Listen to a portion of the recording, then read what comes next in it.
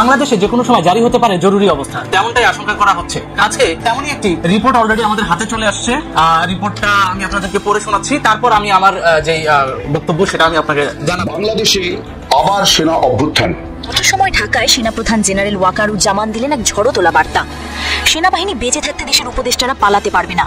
যারা রাষ্ট্রদ্রোহ, দুর্নীতি বা মানবাধিকার লঙ্ঘনের দায় অভিযুক্ত তাদের দেশ ছাড়ার কোনো সুযোগ নেই। এই বক্তব্যের পরে রাজনৈতিক মহলে শুরু হয় তীব্র আলোচনা। এই ছবিটা কিসের ইঙ্গিত দেয় আপনি কি বলেন? আমি যতটুকু বুঝতে পারি যে ছবিটা বিদায় ঘন্টার ইঙ্গিত। উপদেষ্টাদের সেফ এক্সিট নিয়ে এখন যে বক্তব্য সামনে আসছে, এই বক্তব্যে তাদের পালানোর পথ বন্ধ। উপদেষ্টাদের সেফ এক্সিটের রাস্তা বন্ধ হতে যাচ্ছে, মানে তারা পালাইতে পারবে না। এখন কি পরিকল্পনা আসলে গ্রহণ করা হয়েছে? এখন শুধু সেফ এক্সিট না, উপদেষ্টারা পদত্যাগ করেছে, 4 জন উপদেষ্টা পদত্যাগ করেছে, কিন্তু এই খবরটা মিডিয়াতে প্রচার হয়নি। Breaking news. প্রিয় দর্শক, বেশ কয়েকদিন থেকে বাংলাদেশের ক্যান্টনমেন্টে সেনাবাহিনীর মাঝে টানটান উত্তেজনা বিরাজ করছে। কেউ কেউ দাবি করছেন যে কোনো সময় সেনাকো ঘটবে, আবার কেউ কেউ দাবি করছেন সেনা অভ্যুত্থান ঘটবে। তবে এবার ভারতের একজন সাংবাদিক গোপন সূত্রে বেশ কয়েকটি তথ্য তিনি ফাঁস করেছেন। তিনি স্পষ্টভাবেই দাবি করেছেন বাংলাদেশের সেনাবাহিনীর মাঝে সেনা অভ্যুত্থান ঘটবে। যে যে লক্ষণ দেখা গেছে আজকের এই ভিডিওটিতে সেই কারণগুলো তুলে ধরব। প্রিয় দর্শক, অপরদিকে ক্যান্টনমেন্ট থেকে সেনাবাহিনীরা ডক্টর মোহাম্মদ ইউনূসের ছবি সরিয়ে ফেলছে। প্রিয় দর্শক, তাহলে কি সত্যিই বাংলাদেশে কিছু একটা ঘটতে যাচ্ছে? আজকের এই ভিডিওটি সম্পূর্ণ দেখলে সকল গোপন তথ্য জানতে পারবেন। তাই যারা সত্যিকারের আওয়ামী লীগকে ভালোবাসেন, ভিডিওটিতে একটি লাইক দিবেন এবং কমেন্টে জয় বাংলা লিখে সম্পূর্ণ ভিডিওটি না টেনে দেখতে থাকুন। বাংলাদেশে যে কোনো সময় জারি হতে পারে জরুরি অবস্থা, তেমনটাই আশঙ্কা করা হচ্ছে। কারণ এই মুহূর্তে ডক্টর ইউনূসের বাসভবনে রীতিমতো উত্তপ্ত বাক বিনিময় চলছে সেনা কর্তাদের সাথে ডক্টর ইউনূসের। আজকে তেমনই একটি রিপোর্ট অলরেডি আমাদের হাতে চলে আসছে। রিপোর্টটা আমি আপনাদেরকে পড়ে শোনাচ্ছি, তারপর আমি আমার যে বক্তব্য সেটা আমি আপনাকে জানাবো। প্রথমত, বাংলাদেশে জরুরি অবস্থার আশঙ্কা, ডক্টর ইউনূস ও সেনা কর্তাদের উত্তপ্ত আলোচনা। বাংলাদেশের রাজনৈতিক অস্থিরতা চরমে পৌঁছেছে। সেনা কর্তাদের সঙ্গে ডক্টর ইউনূসের উত্তপ্ত বাক বিনিময়ের খবরে নতুন সংকটের আশঙ্কা দেখা দিয়েছে। একই সঙ্গে সমন্বয়করা আত্মগোপনে চলে যাওয়ায় পরিস্থিতি আরো জটিল হয়ে উঠেছে। অর্থাৎ যারা স্থানীয় পর্যায়ের সমন্বয়ক, কেন্দ্রীয় সমন্বয়ক বাদে অধিকাংশই এখন সেফ শেল্টার নেওয়ার জন্য বিভিন্ন জায়গায় অর্থাৎ গর্তে লুকিয়ে গেছে, আত্মগোপনে চলে গেছে। বিভিন্ন সমন্বয়কদের এবার স্থানীয় জনগণ দেখলেই পেটাচ্ছে। কোন কোন ক্ষেত্রে থানায় যায় ওই সমন্বয়করা বাঁচতে পারতেছে না। পাবলিক ওদের উপর এত খেপা এই 6-7 মাসে। সুতরাং বুঝতেই পারছেন সমন্বয়করা কিভাবে দৌড়ের উপর। তো কেন্দ্রীয় 2-4টে সমন্বয়ক এরা মিডিয়া কভারেজ দিয়ে কিছুটা স্থিতি অবস্থা নিয়ে আসার জন্য ট্রাই করলেও সেটা ধোপে টিকতেছে না।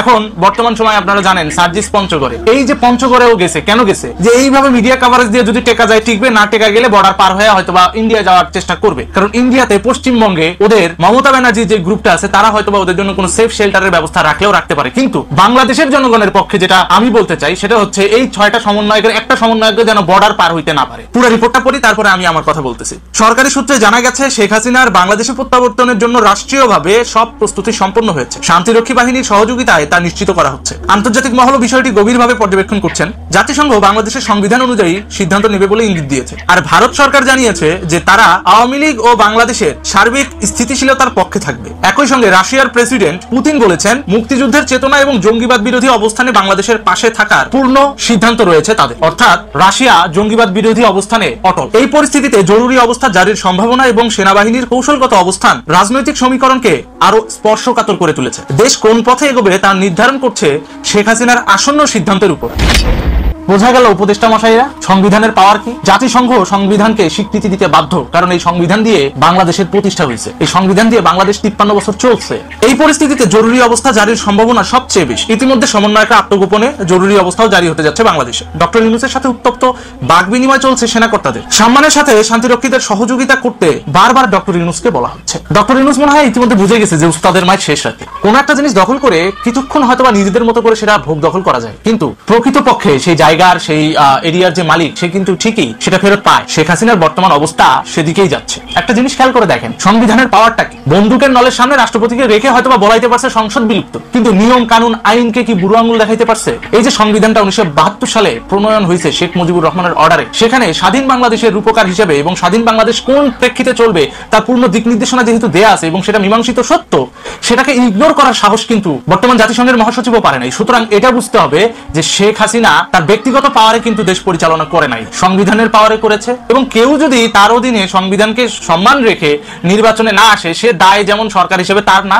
সেটাও আজকের এই ঘটনার মাধ্যমে পরিষ্কার হয়ে গেল। এবং বাংলাদেশের ভবিষ্যৎ কিভাবে নির্ধারণ হবে সেটা আসন্ন সময়ে শেখ হাসিনার যে সিদ্ধান্তগুলো হবে তার উপরেই ডিপেন্ড করবে। আর ইতিমধ্যে স্থানীয় পর্যায়ে সমন্বয়করা দৌড়ঝাঁপ শুরু করে দিছে। কেন্দ্রীয় সমন্বয়করা হয়তো 1-2 দিনের মধ্যে নিজেদের গর্তে লুকিয়ে যাবেন। আর ইন্ডিয়া যদি যান ভাই, ভুলেও যায় না, যেই সার্জিস, যে হাসনাত কথায় কথায় ইন্ডিয়ার 7 সিস্টার্স খায়া দিব বলে লাফাইছিলেন না, ইন্ডিয়া যায় না। যতই তৃণমূল কংগ্রেস আপনাদেরকে শেল্টার দেওয়ার চেষ্টা করুক, ওখানে কিন্তু বিজেপি আপনাদের বিচি কাটিয়েও দিতে পারে।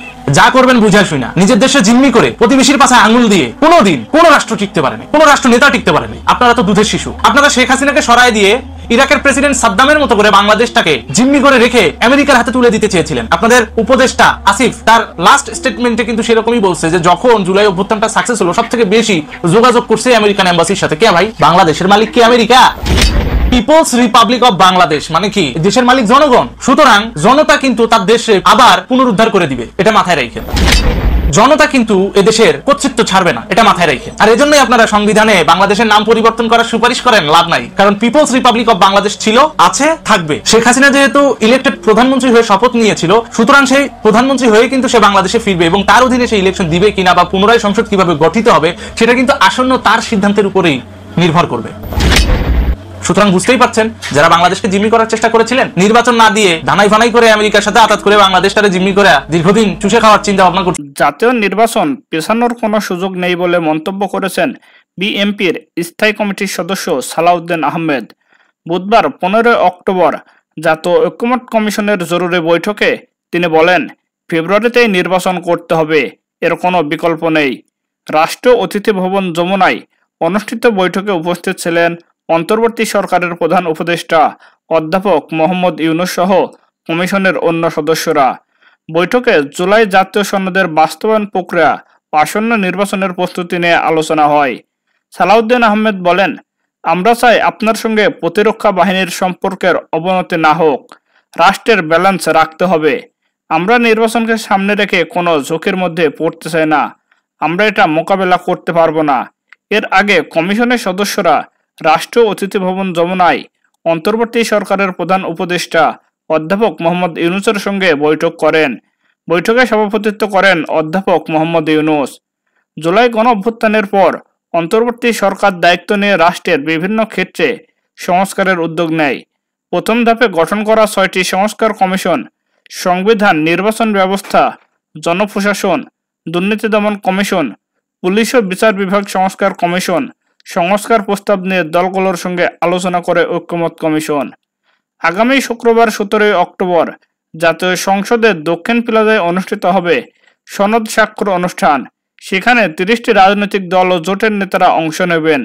সনদে 3টি অংশ রয়েছে: পটভূমি, 84টি সংস্কার প্রস্তাব ও 7 দফা বাস্তবায়নের অঙ্গীকারনামা।